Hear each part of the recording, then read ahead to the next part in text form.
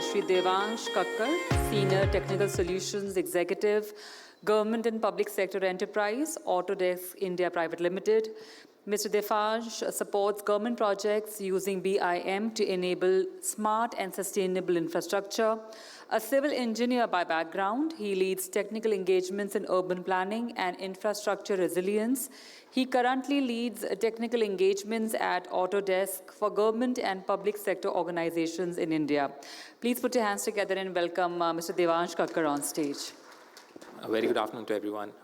I'm again in a tricky space. I mean, I'm standing between you and lunch. I have limited time, so I'll try and be concise. I represent Autodesk. We're also known as the AutoCAD company. All engineers in the room would, at some point of time, would have used AutoCAD for the design and engineering requirements. But our 43-year existence within the industry, we've grown beyond AutoCAD. Beyond drafting. Today we are a 6.3 billion company globally with close to 14,000 employees. 30% of those employees are based in India doing design and development of these products. We largely cater to the requirements of three industries, architecture, engineering, construction being the core focus for Autodesk as a company, but we also have solutions from a product analysis, simulation perspective for the manufacturing industry. I see a lot of partners who do a lot of wagon design. So we have really good solutions which address those requirements. And we also have an entire portfolio of solutions which focus on media and entertainment. So all the movies that you see, all the great visual effects stuff you see on the animation side. So we have solutions which address those requirements as well. Just wanted to touch base in terms of the need of the art. As a community, we are expanding real time. It's anticipated that humans, we'll have 10 billion humans on the earth by 2050. 7 billion of them will be in cities. So there is a rapid scale of urbanization which needs to happen and which was evident as speakers were mentioning in the previous sessions.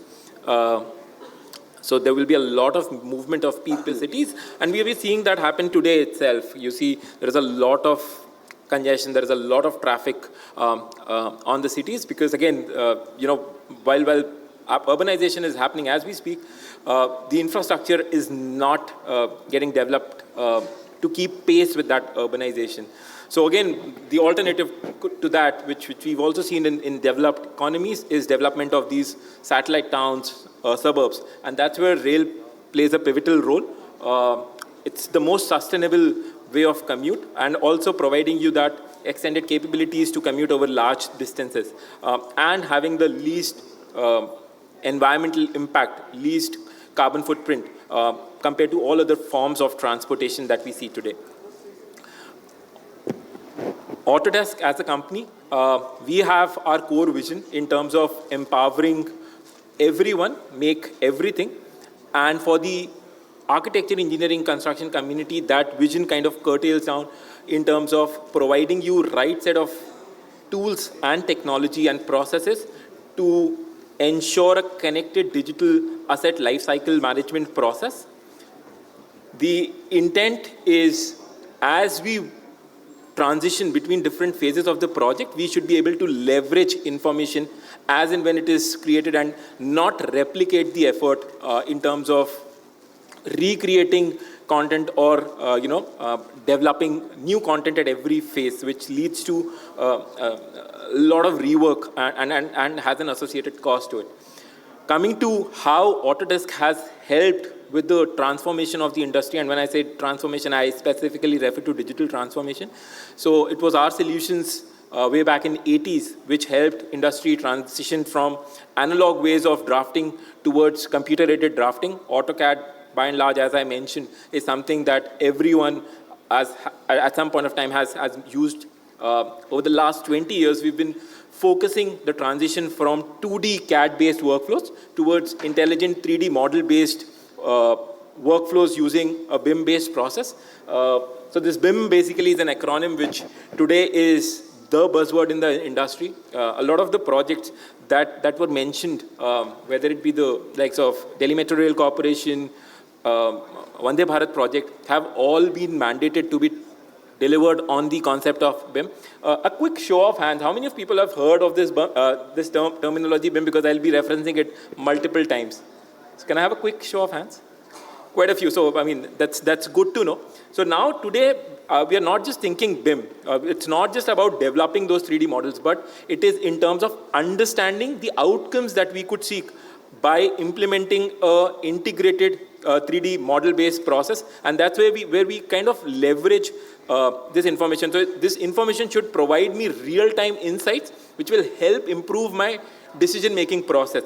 That's the idea. So whether it be, you know, the outcome that I'm seeking is in terms of sustainability, whether it be in terms of timely delivery of the projects, whether it be in terms of cost optimization, while I'm feeding a lot of information across the different phases, right from project conception through into design, through into construction, and finally into operations from an asset management standpoint, I should be able to run various forms of analysis and analytics on this data, which can provide me a lot of a feedback loop mechanism to take more informed decisions when I need them.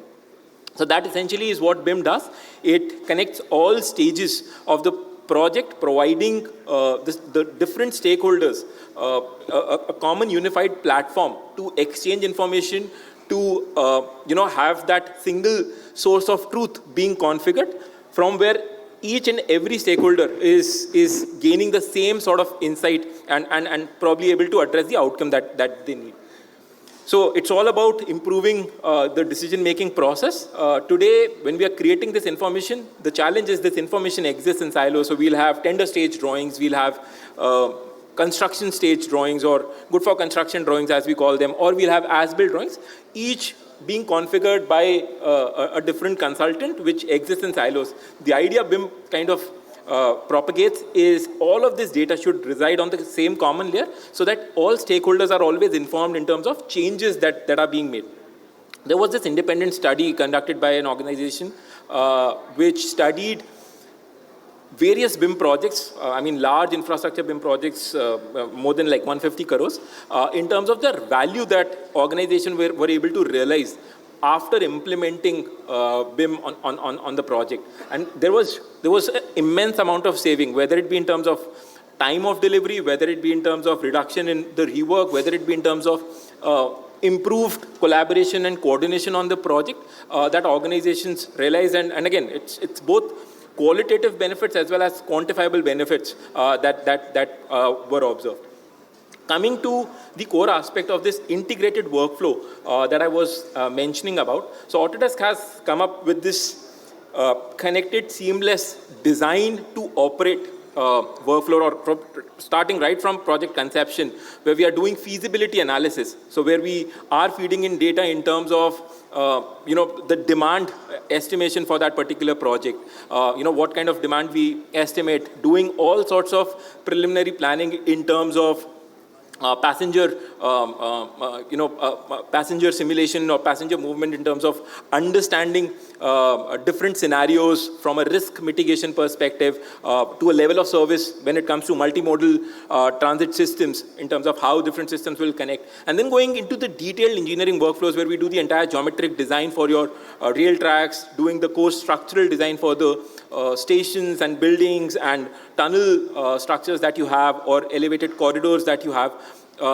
The idea that we are trying to propagate is, while there might be different applications at play performing different engineering tasks, all of these systems need to talk to each other in real time. So there is better collaboration and coordination as we design the projects in its entirety. And then the idea which BIM kind of streamlines is, today, most of the challenges or most of the rework is attributed to the fact that most of the coordination happens manually. So people are reviewing 2D CAD drawings and then trying to identify if there will be any constructability issues. Now, because of manual oversight in certain scenarios, these things go amiss and typically come to notice at the site, which eventually culminates in project delays and cost overruns. This is something that we are trying to prepone with BIM as a process, that during the design phase itself, the application should give that feedback in terms of constructability issues, in terms of coordination related issues. And then kind of we need, from a delivery standpoint, the deliverables, whether it be in terms of the drawings which are generated or the estimates that are prepared, need to be as precise as as what it is designed. And the whole idea is based on the concept of virtual or digital construction. So what we intend to construct on site, maybe 2 years, 3 years down the line, we prepare digital replicas of that model. And the idea is not just kind of from a design to construction perspective, but the idea is the same information which now resides in sort of a digital twin kind of scenario. I think this term was used by a couple of speakers before me. This information then provides me insights for smoother operation and maintenance of that particular facility. I just wanted to present a couple of examples from a metro project. While I made a mention of Indian projects which are extensively using our solutions to design, construct and operate their facilities in India. So whether it be likes of Delhi Metro Rail Corporation, Chennai Metro, Patna Metro, NCRTC for that matter, they are all leveraging Autodesk solutions to the fullest capability. But I just wanted to make a mention of Istanbul Metro, which was probably for Turkey the first BIM-mandated public sector project. Huge savings in terms of the cost. Almost 30% of the project cost is what they were able to reduce, because obviously the idea was they were able to bring all stakeholders, including the consultant, contractors, the stakeholders from the government side, all on a single platform. So the entire collaboration process was streamlined, right? There were no challenges in terms of looking at different pieces of information and then suggesting different measures. They were all looking at the same information. And again, when I talk in terms of a BIM-based process, the notion comes that it's more to do with visualization, which is factually incorrect. The whole intent is when this information is being created, it could be used for any use case from a design and engineering perspective. They used it for doing computational fluid dynamic analysis to understand the heating and cooling requirement for that particular space, or from a smoke analysis perspective in terms of planning the egress and exits for terminal buildings. And also from a from a project monitoring standpoint. So today there are projects which are doing these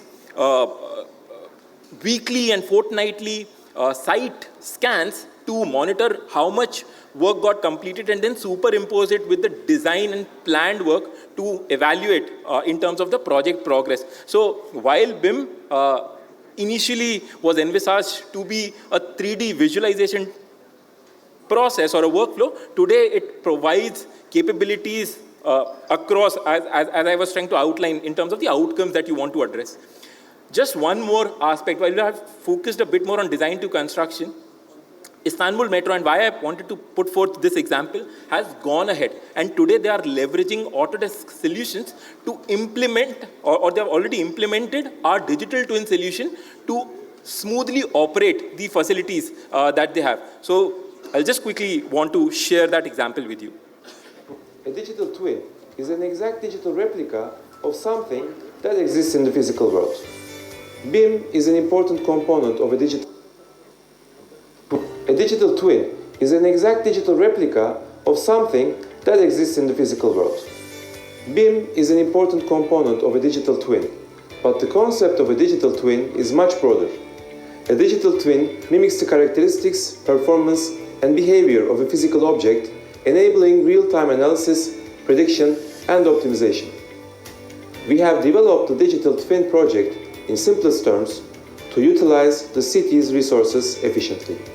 Our aim is to achieve up to 37.5% increase in operational efficiency and to save up to 25% in energy consumption and maintenance costs. During the design phase, we created the digital twin of Churchill Station on our M7 metro line using Autodesk Tandem. The use of digital twins in rail system operations and maintenance is a relatively new concept globally. We see the digital twin project we have implemented using Autodesk Tandem as a crucial part of our vision of leading the industry's development. We are planning to scale the digital twin implementation to all of our stations. The project offers smooth operations for Istanbulites across various areas ensuring continuity and quality of metro services, as well as the seamless functioning of escalators and elevators. It also supports our mission to offer rail systems as a punctual, comfortable, and cost-effective transportation option to our citizens.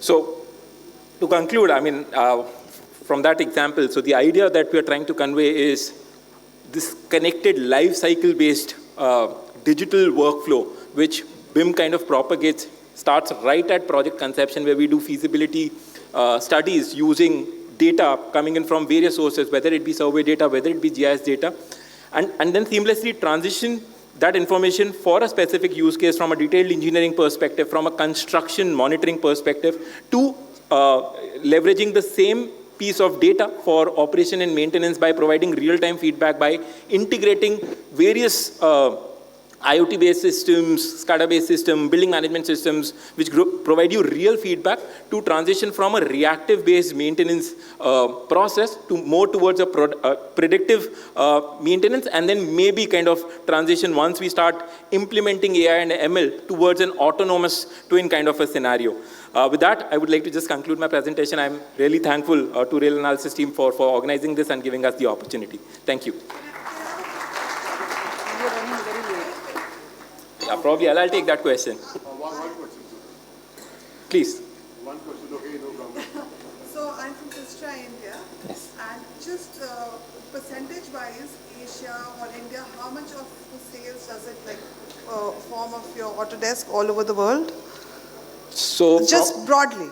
So India sales contributing from an Asia perspective or from India a global or perspective? Asia, just So in India, I like would say will be 30%, 40%. from a global perspective, it will be like 5 to 7%. Okay. But in Asia, India is one of the strongest or the most emerging markets for us. Probably And it will be more Asia than itself? 25 to 30% business here coming from India. Okay. So because being an architect, this is a problem I faced in the past. Yes. Of your 3D human models, how much of them are of Indian origin that you have in the I am image super library? thankful to you for raising this point.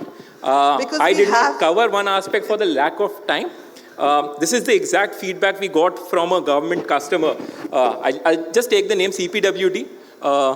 Autodesk being a global company, most of our data sets that come out of the box are kind of US based is the feedback that we got. Exactly. So what we did was we worked very closely with CPWD, and I'm just talking for one of the platform, and this is consistent across platforms, and we've developed something called as a Viksit Bharat package. Nice. Specifically for our design authoring tools, where we have created content libraries aligning with CPWD DSR specifications. So all forms of, and we are here, we can probably share all of that data set library with you over the next couple of days in case anyone is interested. But what we've built is, we studied CPWD DSR and we identified close to 10,000 unique content or items that were mentioned. And we've created that library, which is now available for all Indian government as well as private customers to make use of. And it has all the specifications in terms of the graphical representation, in terms of metadata pertaining to DSR codes, which can then downstream also be used from an estimation perspective or a rate analysis perspective. Okay.